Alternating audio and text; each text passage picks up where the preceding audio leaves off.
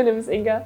I am 20 years old and I'm from Germany, and I am a volunteer for Globala Kronobergs here as a part of the Netzwerk. I'm Maria, I am 25, I'm from Athens. We're doing an ESC project with Globala Kronobergs, and I have lived in Sweden now for almost a year. We do a lot of different things. I always explain it as an international exchange office, so we work with projects within the realm of the Erasmus Plus Fund from the European Commission. So we send people abroad from Sweden and we help people come here to Sweden. And then we do either like long-term projects or short-term projects, workshops or whatever we come up with in the end. You have a set amount of responsibilities like social media and communication and like supporting Globala and whatever Globala does. But after that, it's very flexible and we were very well encouraged to take initiative. So a lot of the things that we did wasn't something that we absolutely had to do, but we liked it and we invested in that and we created a lot of new things, and that's very nice, and it exceeded expectations, of course.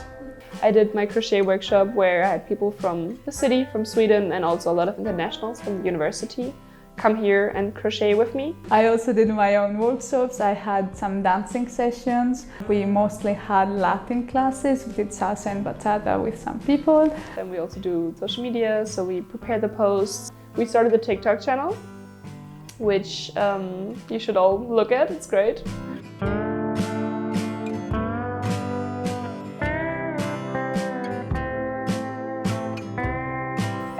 In Germany, it's a pretty common thing to do a year abroad after high school.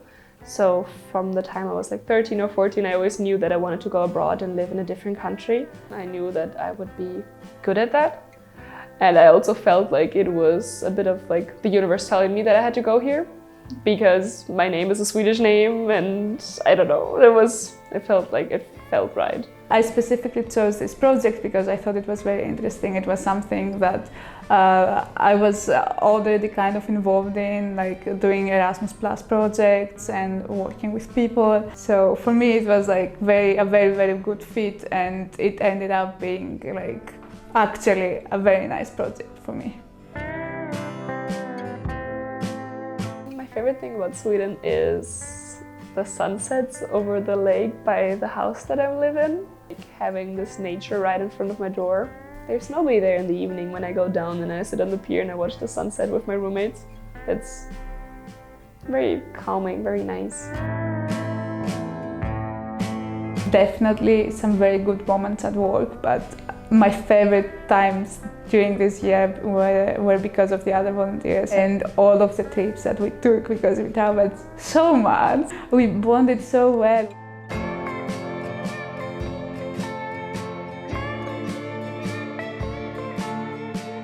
We even got a matching tattoo, all of us. We have Sweden here. It's a train window, and you can see obviously Sweden.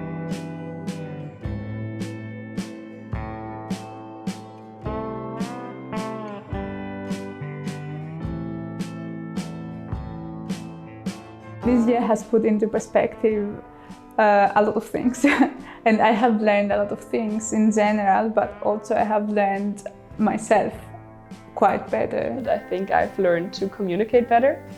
I think I've learned a bit to slow down and take things one step at a time and not run headfirst at things and expect them to work right away. Anybody who's thinking of going abroad should do it. You get to go out of your comfort zone and general things you know. You also figure out what you want to do afterwards by just trying things out, because I think that this year has really helped me to figure out what I want to do afterwards. Find a project that you think that you would fit into that, do it, and do it for a year.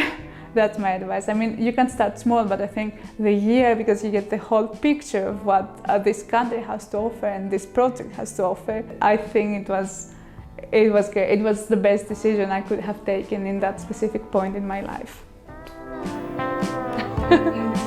In German, what should I say in German? Auf Wiedersehen und danke fürs Zusehen oder Zuhören und noch einen schönen Tag euch. Bye bye. That was English. Αυτά από μένα. Ευχαριστώ πολύ για την προσοχή και ελπίζω να κάνετε κι εσείς κάτι τέτοιο γιατί αξίζει πραγματικά.